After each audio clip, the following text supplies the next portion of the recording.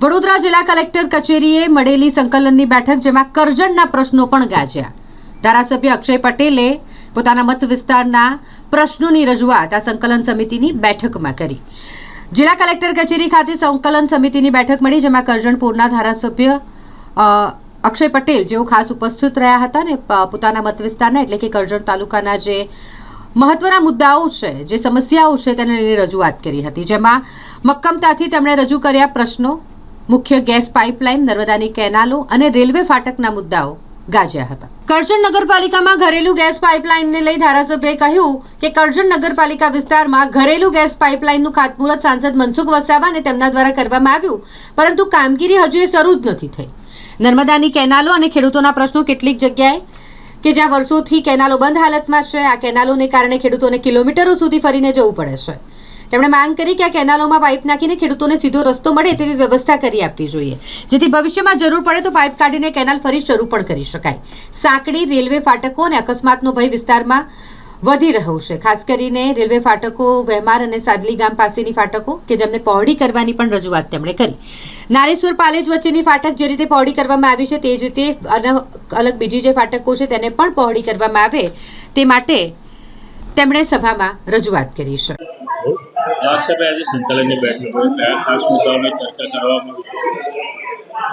સંકલનની અંદર જે ગયા વખતે મેં બહાર હોવાથી આવી નથી શક્યા, એનાથી મારા થોડા જૂના મુદ્દાઓ હતા તેની ઉપર જે ચર્ચા કરી એમાં અમારે એક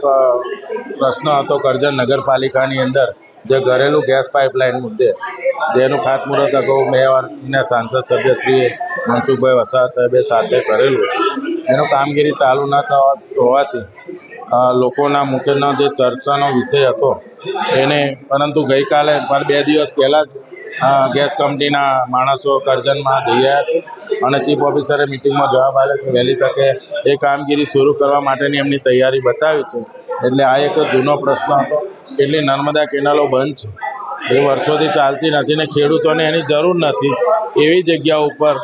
જે કેનાલોને લીધે ખેડૂતોને કિલોમીટરો સુધી ફરવા જવું પડે છે, તો એને સીધો રસ્તો બનાવવા માટેની પરમિશન આપવામાં આવે પાઇપ નાખીને, તો આવનારા દિવસોમાં પાઇપ કાઢીને ફરીથી કેનાલ ચાલુ કરવાનો વિષય આવે ત્યારે પાઇપ કાઢી શકે। તો એવા એક પ્રશ્ન હતા।